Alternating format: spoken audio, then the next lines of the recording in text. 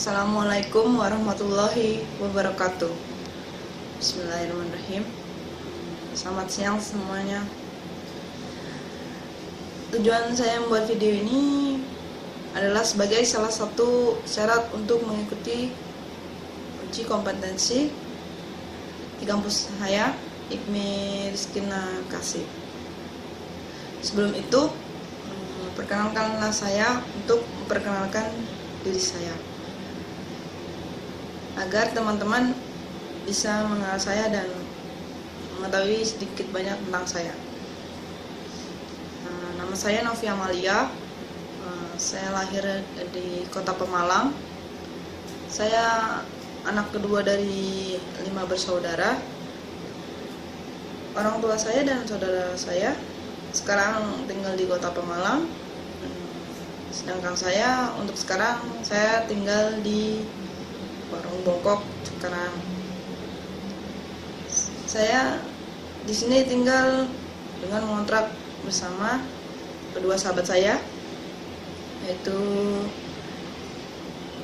yang bernama Dwi Andriani dan Siti Nur Aisyah. Saya dan kedua sahabat saya berteman hampir 17 tahun. Sejak kami berada di sekolah dasar, lalu kami pun melanjutkan ke sekolah menengah pertama yang sama, yaitu di SMP Negeri 4 Pemalang, dan kemudian kami lulus tahun 2006. Lalu kami pun melanjutkan studi kami ke sekolah menengah atas, tepatnya di SMA Negeri 2 Pemalang, dan kami lulus tahun 2009. Saya mulai merantau ke sini sejak lulus sekolah, kurang lebih tahun 2009. Pertama sekali saya kerja di PT Divisi Elektronik Indonesia, tepatnya di Kerawang. Lalu saya di PT Divisi Elektronik Indonesia bekerja hingga tahun 2011. Lalu saya bekerja di PT Asma Indonesia, di mana saya bekerja di PT Asma Indonesia selama kurang lebih 2 tahun, yaitu dari 2011 sampai dengan 2013. Kemudian setelah saya habis kontrak di PT Asma Indonesia, saya mulai bekerja kembali di PT Sindengan Indonesia, tepatnya di bulan Agustus 2013 hingga sekarang. Saya sekarang sedang menuntut ilmu di kampus IKMI Rizkina Cikarang yang beralamat di Jalan Yosudarso, Ruko Plaza Cikarang, Blok A4 sampai A5, Cikarang Kota, Kabupaten Bekasi, dan kode posnya 17530. Saya memilih kampus IKMI Rizkina Bekasi karena saya bisa membagi waktu bekerja sambil berkuliah, karena di kampus IKMI Rizkina Bekasi memberi toleransi agar tetap bisa kuliah sambil bekerja. Saya sekarang mengambil jurusan Teknik Informatika, dan untuk sekarang saya sedang mempersiapkan diri untuk mengikuti uji kompetensi di kampus IKMI Rizkina Bekasi. Dalam video ini saya mengambil tema kewirausahaan. Baiklah, untuk tidak lama-lama lagi langsung masuk ke materi. Saya akan mulai sekarang. Baik, saya mulai tentang konsep dasar kewirausahaan dan wirausaha. Pertama, pengertian kewirausahaan.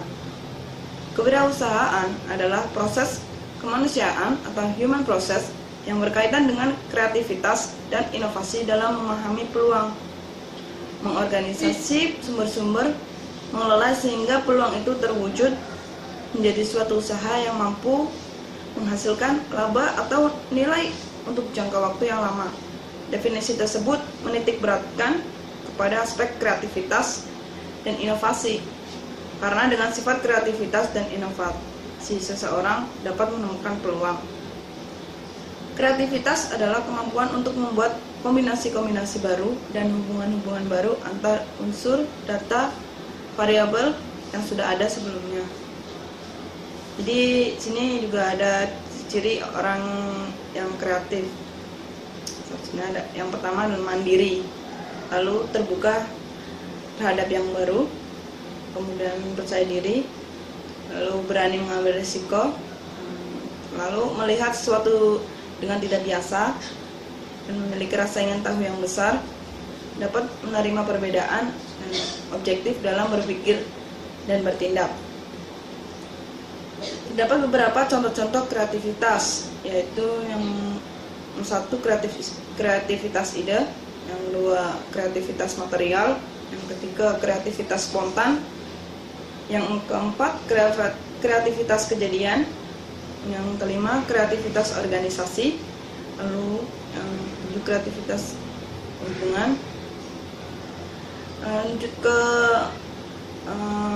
kegiatan yang bersifat kewirausahaan, misalnya menghasilkan produk baru dengan cara baru pula.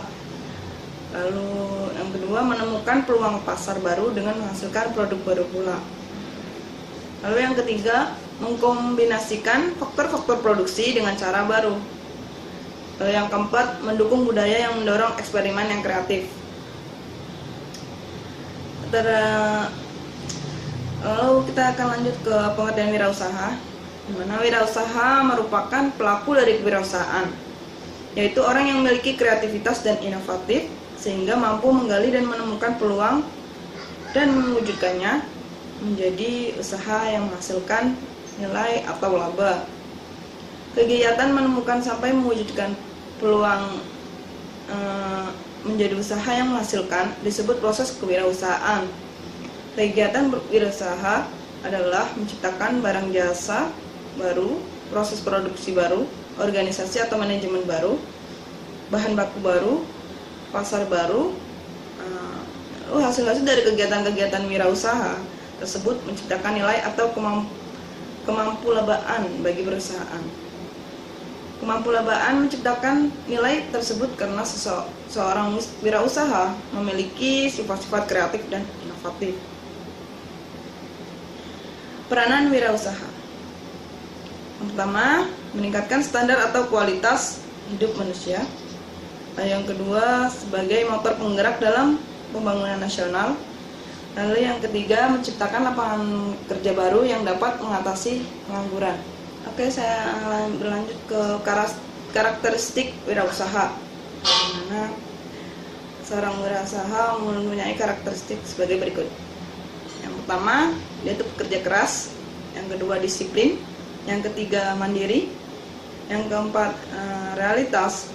Lalu yang kelima, prestasi atau selalu ingin maju. Lalu yang keenam, komitmen tinggi. Yang ketujuh, tajam naluri bisnisnya. Yang kedelapan, cepat melihat peluang usaha. Yang ke-9, kreatif. Dan 10, ulet dan siap pada tantangan baru. Dan terakhir, ingin mencapai sesuatu. Kegiatan menemukan sampai mewujudkan peluang menjadi usaha yang menghasilkan disebut proses kewirausahaan. Dalam kegiatan mewujudkan peluang tersebut, seorang wirausaha diharuskan mempunyai yang pertama, memiliki komitmen dan determinasi serta ketekunan. Lalu yang kedua mengarah kepada pencapaian dan pertumbuhan. Lalu yang ketiga, berorientasi kepada sasaran dan peluang. Lalu yang keempat, mengambil inisiatif dan dapat dipertanggungjawabkan personal. Lalu yang kelima, tidak kenal menyerah dalam memecahkan masalah. Lalu yang keenam, realistis dan memiliki gaya humor. Lalu yang ketujuh, memanfaatkan dan selalu mencari umpan balik. Lalu yang kedelapan, dapat mengendalikan permasalahan-permasalahan di dalam perusahaan. Lalu yang kesembilan, mampu mengelola dan menghitung risiko. Yang ke-10, tidak berorientasi kepada status. Lalu yang terakhir, memiliki integritas dan dapat dipercaya. Arti penting wirausaha dalam pembangunan. Wirausaha adalah seorang yang mandiri, yaitu orang yang memiliki perusahaan sebagai sumber penghasilannya. Dengan perkataan lain, ia tidak menggantungkan diri untuk sumber atau faktor produksi untuk menggantungkan diri. Untuk mendirikan perusahaannya, ia menghimpun sumber-sumber atau faktor produksi dan menyusun organisasi perusahaan, karena tindakan-tindakan itu mempunyai dampak pertama kepada dirinya sendiri, yaitu menciptakan lapangan kerja bagi diri dan penghasilan kepada masyarakat dan pemerintah, yaitu menciptakan lapangan kerja bagi tenaga kerja yang lain, serta penghasilan mengerjakan sumber-sumber bahan baku yang belum digunakan sehingga menjadi bermanfaat bagi masyarakat, menciptakan teknologi sehingga menambah akumulasi untuk teknologi yang sudah ada dalam masyarakat, lalu mendorong investasi di bidang-bidang lain, memperluas dasar pajak bagi pemerintah dan meningkatkan citra bagi suatu bangsa, sehingga secara keseluruhan mendorong pertumbuhan ekonomi dan kesejahteraan masyarakat. Pemikiran kewirausahaan, kreativitas, inovasi, dan kewirausahaan.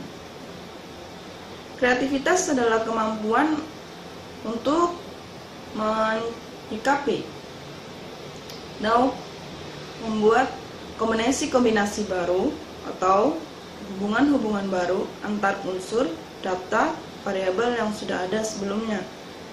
Kemampuan untuk memecahkan suatu masalah dan memanfaatkan suatu peluang didasari oleh sifat kreativitas dari para pengelolanya, yaitu kemampuan untuk menciptakan gagasan baru dan menemukan cara baru dalam menyikapi masalah dan memanfaatkan peluang. Sedangkan inovasi adalah kemampuan untuk menerapkan gagasan-gagasan baru atau pemecahan kreatif terhadap berbagai masalah dan dalam memanfaatkan peluang. Pengertian kreativitas dan inovasi secara singkat sering dianalogkan. Creativity, thinking new things, atau innovation is doing new things. Kreativitas tidak selalu dihasilkan dari sesuatu yang tidak ada, sering sekali merupakan perbaikan dari sesuatu yang telah ada. Sering juga gagasan baru timbul secara kebetulan yang penting untuk dipahami mengapa kreativitas dan inovasi tersebut merupakan ciri-ciri yang melekat pada wirausaha. Seperti kita ketahui, wirausaha merupakan sumber pemikiran kreatif dan inovasi. Lalu bagaimana alam pikiran seorang wirausaha sehingga menjadi sumber kreativitas dan inovasi? Seorang wirausaha selalu mengimpikan gagasan yang baru, lalu selalu mencari peluang baru atau mencari cara baru, ciptakan peluang baru. Selalu berorientasi kepada tindakan. Mana dia tuh seorang pemimpin besar, meskipun mimpinya tidak selalu cepat direalisasikan, lalu tidak malu untuk memulai sesuatu, walau dari skala kecil. Tidak pernah memikirkan untuk menyerah dan selalu mencoba lagi. Dan yang terakhir, tidak pernah takut yang namanya gagal. Ditinjau dari aspek kreativitas dan inovatif, seorang wirausaha sering diidentifikasikan sebagai orang yang secara sistematis menerapkan kreativitas atau gagasan baru. Ada yang berpendapat bahwa sifat kreativitas adalah sifat bawaan, sehingga tidak dapat diajarkan kepada orang lain yang tidak mempunyai sifat bawaan tersebut.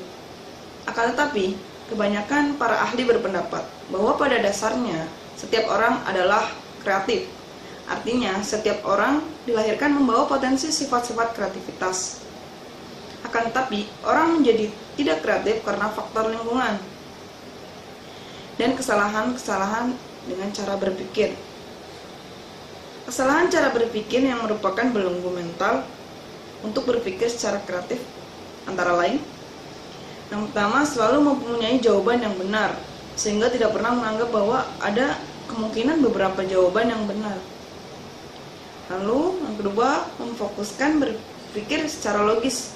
Tetapi jika terlalu memfokuskan kepada berpikir logis, akan menghambat berpikir kreatif. Lalu, mentaati peraturan secara menyeluruh, sehingga mematikan prakarsa. Lalu, spesialisasi berlebihan, sehingga tidak mengetahui aspek lain atau bidang lain selain yang ditekuni. Lalu yang kelima, takut dikatakan tidak kreatif atau bodoh, sehingga tidak berani mengemukakan pendapat. Lalu takut berbuat salah dan gagal. Lalu yang terakhir adalah rasa rendah diri. Lalu ada kiat-kiat untuk menjadi kreatif. Beberapa kiat atau kebajikan untuk mendorong kreativitas bagi seluruh sumber daya manusia dalam organisasi antara lain. Yang pertama, kreativitas harus dipandang sebagai suatu kebutuhan perusahaan. Lalu mempunyai sikap toleransi terhadap keberhasilan atau kegagalan. Lalu mendorong sikap keingintahuan. Kemudian menyikapi masalah sebagai tantangan. Mengadakan pelatihan-pelatihan kreativitas secara teratur. Menyediakan fasilitas yang diperlukan untuk terlaksananya kegiatan yang kreatif. Lalu memberikan penghargaan bagi kreativitas yang berhasil. Membuat model-model teknik mengembangkan kreativitas untuk dipelajari untuk perorangan maupun kelompok. Kiat-kiat untuk mendorong kreativitas disosialisasikan kepada sumber daya manusia dalam perusahaan, sehingga semua memahaminya. Perlu dipahami bahwa kebiasaan sehari-hari pada umumnya cara berpikir kita dalam memecahkan masalah mempergunakan pikiran yang logis dengan pendekatan yang bersifat bertahap. Menurut ahli cara berpikir demikian mempergunakan otak sebelah kiri yang fungsinya untuk berpikir secara logis. Otak sebelah kanan fungsinya berpikir secara lateral atau berpikir secara intuitif dan tidak terstruktur. Lalu saya akan melanjutkan ke proses mempersiapkan kreativitas. Masih banyak metode untuk mengembangkan kreativitas. Akan tetapi ada satu hal yang dipahami bahwa gagasan baru biasanya tidak timbul begitu saja. Memerlukan suatu proses atau akibat suatu proses kreatif. Sehingga perlu dipahami bagaimana proses suatu kreativitas dapat terjadi. Akan tetapi yang sering dianjurkan melalui proses adalah yang pertama adalah persiapan. Lalu penelitian atau investigasi, lalu transformasi, lalu inkubasi, kemudian iluminasi dan verifikasi dan terakhir implementasi. Baik, sama lagi dari pola dasar wirausaha. Dimana sosok wirausahawan yang ideal menuntut nilai-nilai ke arah kualitas manusia yang semapan mungkin. Kaitannya dengan perpolitikan mungkin selaras dengan dambaan hadirnya manusia Indonesia sebetulnya. Maka dapat dikatakan bahwa ilmu kewirausahaan atau kewirausahaan adalah ilmu tentang penghidupan, ilmu yang akan membukakan pengertian tentang bagaimana seharusnya manusia meniti penghidupannya dan nilai-nilai apa yang diperlukan untuk mencapai cita-cita hidup yang hakiki. Untuk membina manusia menjadi makhluk yang berguna, tidak cukup hanya memberikan kecerdasan, keterampilan atau kepiawaian teknis saja. Prioritas mendasar adalah dengan membangun sikap mental yang baik terlebih dahulu. Sebab seperti pepatah mengatakan, ilmu tanpa sikap mental menghasilkan kezaliman, sedangkan sikap mental tanpa ilmu adalah kelemahan. Dua aspek ini harus hadir, saling mengisi, karena jika terjadi absen pada salah satunya, maka akan berdampak buruk. Struktur prioritas kewirausahaan terdiri dari 4 lapisan. Lapisan terdalam yang merupakan inti atau core, dengan 3 lapisan berikutnya merupakan pendukung yang ideal untuk mencapai kesempurnaan prestasi. Struktur ini berlaku universal, tidak hanya bagi mereka yang berkarir di jalur wira swasta. Struktur ini berlaku seperti untuk para pejabat, karyawan, buruh, kaum profesional, dan siapapun seyogyanya memiliki pola dasar ini. Yang pertama adalah sikap mental atau attitude. Lalu yang kedua kepemimpinan atau kepeloporan atau leadership. Lalu yang ketiga ada ketatalaksanaan atau manajemen. Dan yang terakhir adalah keterampilan atau skill. Kita mulai dari sikap mental. Sikap mental merupakan elemen paling dasar yang perlu dijamin untuk selalu dalam keadaan baik. Unsur ini menentukan apakah seseorang menjadi sosok yang tinggi budi ataukah sebaliknya menjadi orang yang jahat atau culas. Itu sebabnya pembinaan sikap mental menjadi unsur terpenting dalam dunia kewirausahaan. Selain menghadirkan sifat-sifat baik alamiah seperti kejujuran dan ketulusan, sikap mental mencakup juga segi-segi positif dalam hal motivasi dan produktivitas. Orang yang bersikap mental baik akan selalu bekerja rajin tanpa harus diperintah dan konsisten tanpa harus diawasi. Mereka juga selalu berinisiatif, melakukan hal-hal positif, dan selalu mempunyai motivasi kuat serta semangat yang menggebu-gebu dalam mencapai cita-citanya. Sikap mental juga amat menentukan keberhasilan seseorang. Harvard, sebuah institusi di Amerika, menyatakan bahwa keberhasilan orang-orang sukses di dunia ini ternyata lebih banyak ditentukan oleh sikap mentalnya dibandingkan dengan peranan kemampuan teknis yang dimiliki. Dengan angka perbandingan 85% sikap mental dan 15% kemampuan teknis. Akan tetapi, ironisnya, komposisi materi pendidikan yang diterapkan di sekolah-sekolah menunjukkan perbandingan yang sebaliknya, yaitu 90% pelajaran teknis dan 10% sikap mental.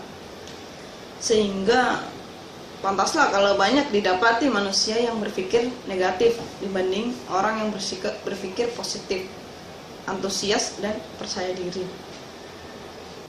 Terus saya akan melanjut tentang kepemimpinan. Di mana kepemimpinan yang dimaksud di sini adalah kepemimpinan sebagai nilai atau kualitas, bukan pengetahuan tentang manajemen sumber daya manusia.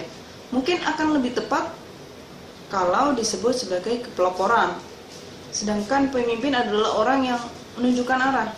Seseorang yang memiliki jiwa kepemimpinan akan selalu tahu arah yang harus diambil. Keputusan-keputusannya mantap dan didasari oleh keyakinan diri, disertai data-data dan informasi yang akurat. Dalam dunia usaha, jiwa kepemimpinan dan kepeloporan ini mutlak diperlukan karena secara sadar atau tidak, seorang yang berwira swasta telah menempatkan dirinya pada posisi pemimpin. Kedudukan tersebut mengharuskannya untuk selalu mampu mengambil keputusan yang menurut perhitungannya paling baik dan bijaksana. Tidak boleh ada keraguan atau kebimbangan, karena jika itu terjadi maka keputusan yang diambil akan terlambat dan tidak efektif lagi. Di lain pihak, pengusaha yang tidak memiliki jiwa kepemimpinan akan condong mengikuti pendapat atau dari figur yang dominan terhadap dirinya, sehingga pengusaha tersebut biasanya sulit membawa perusahaannya ke arah kemajuan yang berarti. Lalu, pengusaha yang berpeluang maju secara mantap adalah pengusaha yang memiliki jiwa kepemimpinan secara menonjol. Ciri-cirinya biasanya keputusan dan sepak terjangnya sering dianggap tidak lazim atau tampil beda. Saya akan berlanjut ke tata laksana. Nah, tata laksana sendiri merupakan terjemahan dari kata manajemen, artinya pengolahan. Manajemen bukan semata-mata konsumsi para manajer di perusahaan-perusahaan, tetapi diperlukan semua orang. Tata laksana merupakan metode atau serangkaian cara dan prosedur yang berguna untuk menghasilkan efektif produktivitas dan efisiensi setiap pekerjaan agar mendapat hasil yang baik untuk menghasilkan mutu serta tepat waktu dalam penyerahannya. Berbeda dengan sikap mental dan kepemimpinan yang termasuk dalam klasifikasi nilai atau kualitas, maka manajemen merupakan pengetahuan bersifat praktis. Kalau sikap mental berada di dalam atau jiwa, manajemen terdapat di luar, mirip keterampilan, teknis, atau kepribadian. Manajemen kegunaannya juga sangat universal, dan semua orang atau organisasi memerlukan manajemen. Bila manajemen terabaikan, maka sebuah organisasi akan menjadi kacau dan morat-marit. Perusahaan tanpa manajemen yang baik biasanya dipastikan akan mengalami hambatan besar dalam perkembangannya. Oleh sebab itu, setiap orang yang ingin memulai usaha harus mewaspadai aspek tata laksana sedini mungkin. Mulailah kegiatan manajemen seketika pada saat perusahaan baru saja dimulai, sekecil apapun ukurannya. Saya akan masuk tentang keterampilan. Lapisan terluar dari struktur prioritas adalah keterampilan. Keterampilan teknis yang meliputi keterampilan perorangan yang melibatkan ilmu pengetahuan dan teknologi untuk memproduksi sesuatu, baik secara fisik atau non-fisik. Termasuk keterampilan manajerial dan keterampilan pemasaran, jelas merupakan faktor yang amat penting, karena disinilah nantinya kualitas produk ditentukan tinggi rendahnya. Banyak pihak berpendapat bahwa dengan berbekal penguasaan keterampilan, seseorang pasti bisa menjadi entrepreneur atau wira swastawan yang berhasil. Namun demikian, kalau kita mau meneliti lebih jauh, ternyata keberhasilan itu sebenarnya bukan disebabkan oleh keterampilan semata, melainkan lebih oleh jiwa kepemimpinan yang dimiliki si pengusaha.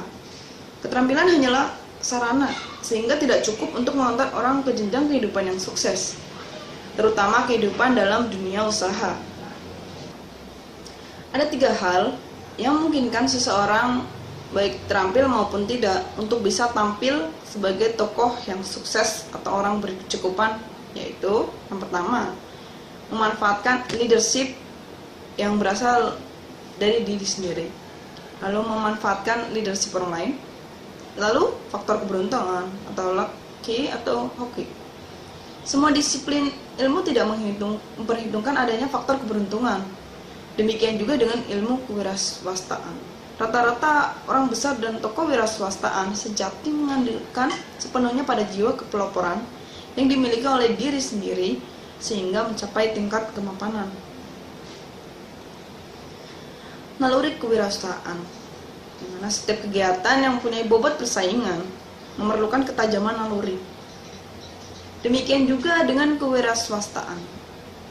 Pengusaha bersaing bukan hanya dengan perusahaan-perusahaan pesaing, tapi juga dengan keadaan dan situasi-situasi tertentu seperti moneter, ekonomi, politik perubahan, kebijakan pemerintahan, dan lain-lain. Untuk dapat mengantisipasi setiap perkembangan yang mungkin terjadi, seorang wirausahaan perlu melatih naluri kewirausahaannya agar selalu siap menghadapi hal apapun dan tetap bertahan hidup. Inti wiraswasta. Fungsi manusia akan tumbuh sempurna bila pembinaan dilaksanakan menurut 4 tahap prioritas, yaitu sikap mental, kepemimpinan, tata laksana atau manajemen, serta keterampilan. Sebaliknya, ketidaksempurnaan dan kerusakan atau kehilangan dari salah satu unsur tersebut akan mengakibatkan hal-hal negatif pada manusia yang bersangkutan, bahkan bisa saja fatal.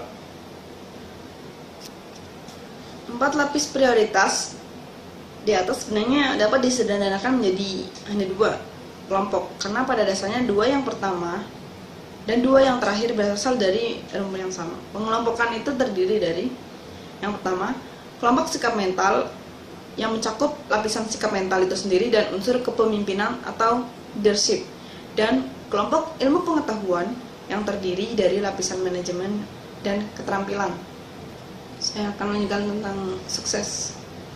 Definisi sukses. sering diidentifikkan dengan uang. Makin banyak jumlah uang yang dikumpulkan, maka makin sukses seorang dalam hidup. Demikian anggapan sementara orang, dan tidak sedikit mereka yang hidup berlimpah dengan uang malah frustasi dalam hidupnya. Banyak fakta yang mengindikasikan bahwa kemakmuran secara materi atau banyaknya uang yang dimiliki,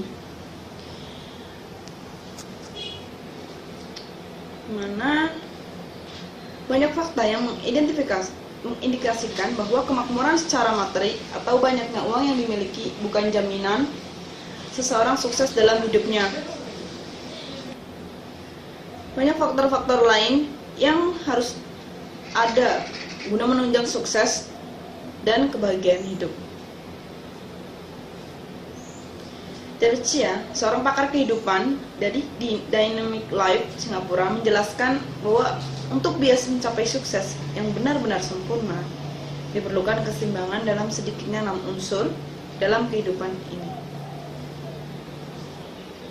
Keenam unsur tersebut meliputi sisi-sisi karir, fisik, mental, keluarga, sosial, serta spiritual yang digambarkan dalam bentuk sebuah lingkaran yang dinamakan roda penghidupan atau Wheel of Life. Di dalam lingkaran itu terdapat 6 buah jari-jari yang menunjukkan tingkat kesempurnaan dari masing-masing aspek kehidupan. Hakikat dari roda penghidupan adalah diperlukannya pembinaan yang seimbang dan proporsional atas keenam sisi penghidupan, sehingga keenam-enamnya akan berperan sebagai satu kesatuan sakaguru yang bersama-sama menunjang kokohnya kebahagiaan hidup seseorang. Ya, saya akan menurut kesimpulan pertama, di mana bahwasanya antara masing-masing aspek kehidupan terdapat interaksi yang saling berpengaruh dan mempengaruhi satu sama lain. Dengan demikian, untuk dapat membina semua aspek kehidupan dengan baik yang berlangsung selaras dan harmonis dengan hukum alam, diperlukan niat, perilaku dan tanggung jawab yang baik, yaitu sikap, mental, dan attitude.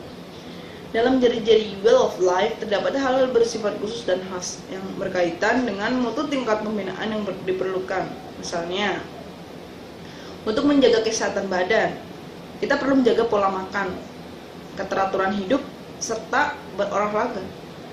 Memiliki pengetahuan yang cukup tentang gizi, pola hidup sehat, serta pengetahuan kesehatan jasmani. Untuk membina mental, termasuk inteligensi dan intelektualitas, kita perlu belajar tentang mentalitas serta ilmu-ilmu lain yang terkait. Untuk membina hubungan sosial yang baik, maka perlu mempelajari cara-cara berkomunikasi yang benar, etika, lalu adat istiadat, respek, dan lain-lain. Lalu untuk membina aspek spiritual, kita perlu tahu dan mendalami ilmu-ilmu agama, kepercayaan maupun kebatinan secara hakikat hidup. Untuk membina keluarga, diperlukan pengetahuan tentang seluk-beluk keluarga, seperti merawat anak, psikologi keluarga, kesehatan keluarga, etika suami istri, dan lain sebagainya. Karir adalah aspek yang paling gamblang.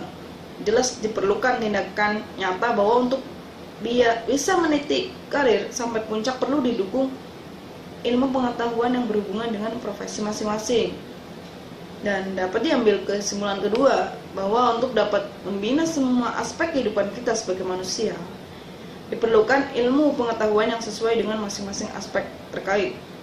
Bila kesimpulan ke-1 dan ke-2 tadi digabungkan, maka diperlukan 2 kelompok kualitas bagi manusia yang ingin mencapai kesempurnaan hidup, yaitu sama sikap mental dengan elemen-elemen attitude dan leadership, lalu ilmu pengetahuan dengan komponen tata laksana dan ilmu pengetahuan. Dengan demikian terdapat kesesuaian antara pola prioritas ilmu kewirausahaan dengan pengertian pandangan hidup. Saya akan mulai tentang mengenal peluang usaha. Pertama, peluang dan resiko usaha. Untuk menggali dan memanfaatkan peluang usaha atau bisnis, seorang wirausahawan berpikir secara positif dan kreatif. Di antaranya, yang pertama adalah harus percaya diri dan yakin bahwa usaha ini dapat dilaksanakan. Lalu, harus menerima gagasan baru. Lalu yang ketiga ada harus bertanya kepada diri sendiri. Dan yang keempat, harus mendengarkan saran-saran dari orang lain. Dan yang kelima, harus mempunyai etos kerja yang baik. Dan yang keenam, pandai berkomunikasi. Dengan tersedianya informasi, intern dan ekstern, maka wirausahawan dapat mengetahui yang pertama, di mana ada peluang atau opportunity. Lalu yang kedua, apa saja sih yang akan mengancam dunia atau threat. Yang ketiga, adakah kekuatan atau strength yang mendukung usaha. Lalu yang keempat, adanya kelemahan atau weakness yang membatasi atau menghambat kemampuan. Ada beberapa resiko yang mungkin terjadi dalam usaha. Di antaranya, yang pertama, perubahan permintaan. Yang kedua, perubahan konjungtur. Lalu ada yang ketiga adalah persaingan, dan keempat, akibat lain. Lalu saya lanjutkan tentang faktor-faktor keberhasilan dan kegagalan usaha. Yang pertama, keberhasilan usaha. Keberhasilan usaha yang dipengaruhi oleh beberapa hal. Yang pertama, percaya dan yakin bahwa usaha dapat dilaksanakan. Dan yang kedua, menerima gagasan baru di dalam dunia usaha. Lalu introspeksi diri. Dan yang keempat, mendengarkan saran-saran orang lain. Dan yang kelima, bersemangat dan bersosialisasi. Tentang gimana sih karakteristik profil. Pertama, percaya diri.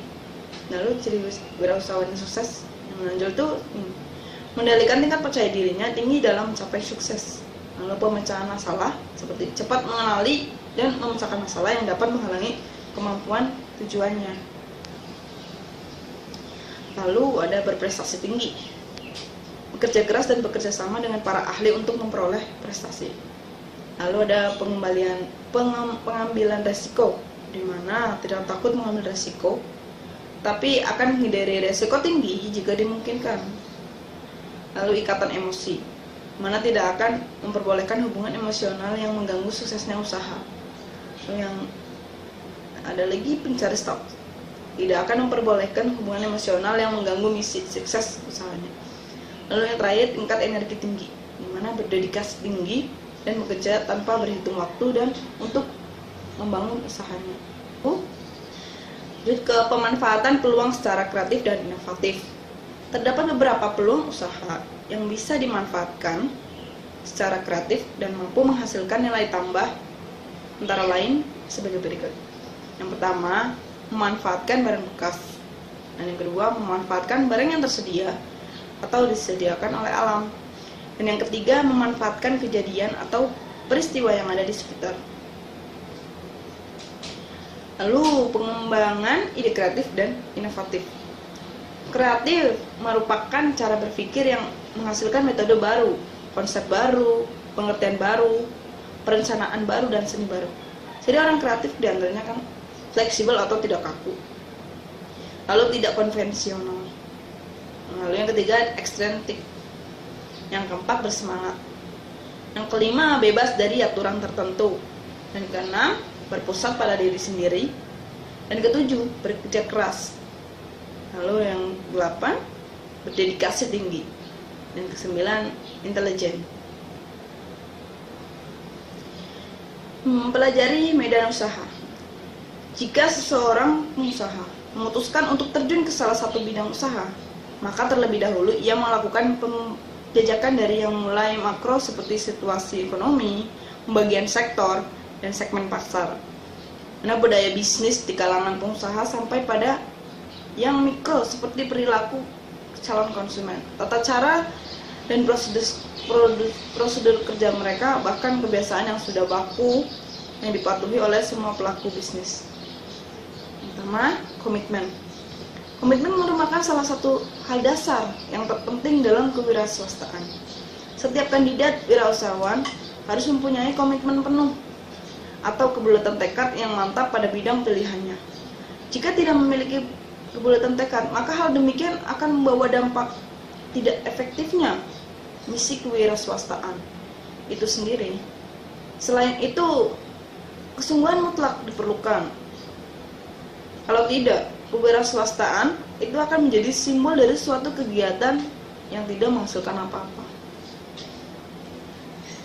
Hasil berwira swasta yang maksimal hanya bisa diperoleh bila si pengusaha benar-benar serius menjalankan perusahaan dan teguh dalam pendiriannya. Selain berkonsentrasi penuh pada aktivitas usaha, sedapat mungkin ia juga harus dapat memastikan mata dan telinga dari goda-godaan berupa provokasi atau teror. Pada hakikatnya, hanya orang yang dengan sikap mental yang baik maka akan mampu menunjukkan komitmen yang baik pula. Dengan komitmen merupakan faktor yang amat diperlukan untuk bisa menjadikan seseorang menjadi tokoh sukses. Bersama-sama dengan leadership, komitmen membentuk figur manusia berkemauan keras yang juga tidak akan terpengaruh oleh kondisi enak yang diperlihatkan oleh orang lain. Namun demikian, komitmen tidak boleh diartikan secara kaku. Seseorang yang sudah berikrar untuk menjadi pengusaha tidak berarti tidak boleh mengawali prestasi kewirausahawastaannya itu dengan jalan bekerja terlebih dahulu. Sebab dengan bekerja itu bisa mengumpulkan uang guna dipakai sebagai modal. Lalu ada kesenjangan. Pada masa permulaan Orde Baru, prioritas pembenahan negara adalah menata kembali kondisi ekonomi dengan cara mengundang modal asing dan masuk di Indonesia. Usaha ini ternyata tidak mudah. Untuk beberapa waktu lamanya, kebimbangan investor luar ini ternyata tidak mudah. Kebimbangan investor luar negeri menjadi kendala serius dikarenakan tidak ada jaminan bahwa investasi mereka itu akan aman. Namun karena kegigihan pemerintah mempromosikan tentang jaminan kestabilan politik dalam negeri, maka investor pun mulai meningkat. Seiring dengan perkembangan ekonomi negara, para pelaku bisnis yang merupakan kelompok bermodal dan sudah terbiasa bertindak cepat, tanggap terhadap segala gejala dan keadaan, bekerja keras serta sadar terhadap perkembangan zaman dan teknologi, mendapat angin segar dari pemerintah, tapi tidak untuk semua lapisan masyarakat siap dan menyadari perubahan, sehingga membawa dampak di kemudian hari, yaitu kesenjangan baik ekonomi dan sosial. Saya akan masuk ke pembagian pasar, di mana pasar merupakan lingkungan jual beli yang terbentuk dari kelompok-kelompok konsumen tertentu. Secara umum praktis ada 3 jenis pasar yang bisa kita pilih untuk berbisnis. Yang pertama adalah pasar pemerintahan. Mana pasar pemerintahan adalah suatu lingkungan jual beli yang prospeknya terdiri dari instansi-instansi pemerintah, antara lain departemen-departemen, lembaga-lembaga dan non-departemen, lembaga penelitian, pemerintahan daerah, serta angkatan bersenjata. Badan usaha milik negara tidak kita kelompokkan di sini karena melihat dari cara kerjanya, BUMN lebih mirip dengan perusahaan swasta. Hampir semua prospek pada pasar pemerintah yang berupa lembaga non-profit, hampir semuanya bagaimana tersebut di atas sepenuhnya mengandalkan pada dana yang diberikan melalui anggaran pendapatan dan belanja negara atau APBN yang disalurkan melalui Departemen Keuangan, mana pengusaha bisa menjadi rekanan dari instansi pemerintah untuk mendapatkan order atau pekerjaan. Pada beberapa instansi yang dianggap mempunyai posisi strategis secara politik, pengusaha bahkan diharuskan mengikuti semacam saingan yang disebut dengan litsus atau penelitian khusus sebelum dapat memasukkan sebagai rekanan yang terdaftar. Status bidang usaha yang umum untuk menjadi rekanan instansi pemerintah antara lain pemborong atau kontraktor utama dan pemasok atau supplier atau references, lalu konsultan, biro teknik untuk pekerjaan utama, lalu pemasok, media supplier, dan beberapa jenis lainnya. Untuk berusaha dalam pasar pemerintah, sebagaimana terjadi di pasar manapun, keunggulan mutu produk akan sangat menentukan, di samping teknik pendekatan yang benar. Setiap masa cara pendekatan pasar selalu berubah tergantung dari banyak hal yang mempengaruhi, seperti situasi politik, pergeseran nilai-nilai moral masyarakat, dan lain-lain. Lalu yang kedua ada pasar swasta, di mana pasar swasta adalah sebagai lingkungan jual beli yang prospeknya terdiri dari badan-badan usaha milik swasta, badan usaha milik negara yang mekanisme kerjanya mirip badan swasta, serta organisasi-organisasi lain yang bekerja secara independen di luar tata cara swasta, serta prosedur yang dikendalikan langsung oleh pemerintah. Berbeda dengan pasar pemerintah, pasar swasta kebanyakan terdiri dari organisasi-organisasi yang mencari laba atau profit center. Perusahaan-perusahaan biasanya bekerja seefisien mungkin. Lalu ada pasar masyarakat umum. Pasar masyarakat umum atau pasar konsumen merupakan pasar yang paling luas jangkauannya, baik secara geografis maupun secara klasifikasi segmen pasar. Hampir semua komoditi kebutuhan manusia dari segala tingkat status sosial tertampung pada pasar ini. Pendekatan bisnis yang lebih menentukan di sini adalah soal selera dan daya beli setiap lapisan masyarakat. Pasar jenis ini lebih menggantungkan diri pada persaingan bebas, giat promosi yang baik, menciptakan merek atau brand image, memastikan produk bersangkutan menjadi populer dan digemari.